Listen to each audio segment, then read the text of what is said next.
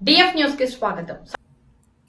నారాయణఖేడ్లో రైతుల పరిస్థితి చాలా దారుణంగా మారింది అని నేను తెలియజేస్తున్నాను.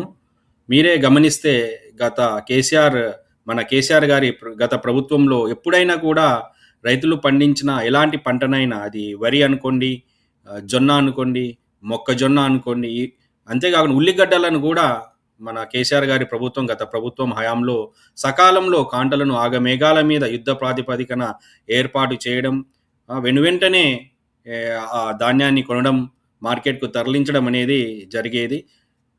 మన పొలాల దగ్గరికే వెళ్ళి రైతుల యొక్క పంటని కొని మనం మిల్లులకు చేర్చిన ఎప్పుడు కూడా మనం కేసీఆర్ గారి గవర్నమెంట్ ఉన్నన్ని రోజులు మన రైతులు పండించిన ఎలాంటి పంటనైనా కూడా అమ్ముకోవడానికి ఎలాంటి ఇబ్బందులు ఉండేవి కాదు.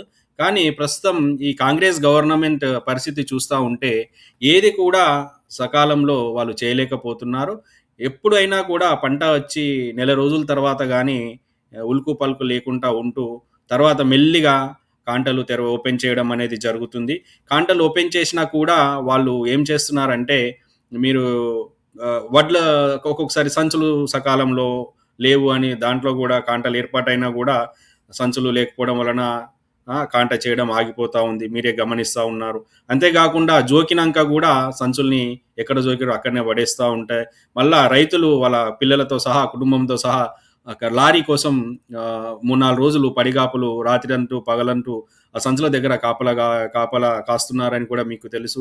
ఇది ప్రభుత్వం ఉందా లేదా అనేది మనకు అర్థమవుతలేదు.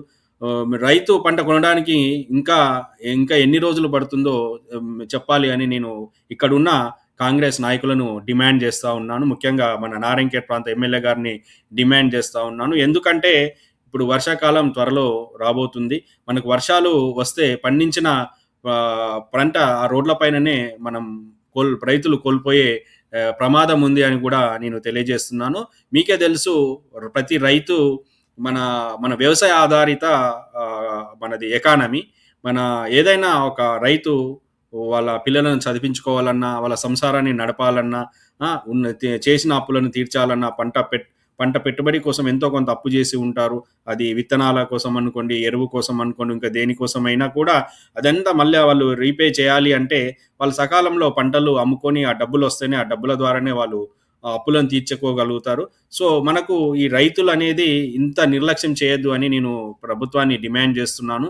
వెనువెంటనే ఇప్పుడు ఇంకా ఎన్ని కాంటాలు అవసరం ఉన్నాయో అన్ని కాంటాలు, జొన్న కాంటాలు వెనువెంటనే ఏర్పాటు చేసి, మొక్కజొన్న కాంటాలను కూడా వెనువెంటనే ఏర్పాటు చేసి యుద్ధ ప్రాతిపదికన వర్షాలు స్టార్ట్ కాకముందే అన్నిటినీ కొని మార్కెట్కు తరలించాలి అని నేను డిమాండ్ చేస్తూ ఉన్నాను. అంతేకాకుండా లారీలను కూడా అధిక సంఖ్యలో ఏర్పాటు చేసి ఆ లారీలను తీసుకొచ్చి ఏదైతే కాంటలైన ధాన్యాన్ని వెనువెంటనే మార్కెట్కు తరలించాలి అని కూడా నేను డిమాండ్ చేస్తున్నాను. ఒకవేళ ఈ జొన్న కాంటలను పెంచకపోయినా, మొక్కజొన్న కేంద్రాలను వెంటనే ప్రారంభించకపోయినా, లారీల సంఖ్యను వెంటనే పెంచకపోయినా, నేను రైతులే ధాన్యాన్ని యుద్ధ ప్రాతిపదికన కొనకుండా చేస్తే మేము ఈ ఉద్యమాన్ని మేము తీవ్రం చేస్తామని కూడా మేము అందరం ఏకమై రైతుల పక్షాన నిలబడి నారాయణఖేడ్ అంతా అట్టుడికేలా ధర్నా కార్యక్రమానికి మేము పూనుకుంటామని కూడా తెలియజేస్తున్నాను. అంతేకాకుండా ఈ కొనుగోలు కేంద్రాలలో రైతులకు కనీస సౌకర్యాలు కూడా కల్పించలేకపోతుంది ఈ ప్రభుత్వం.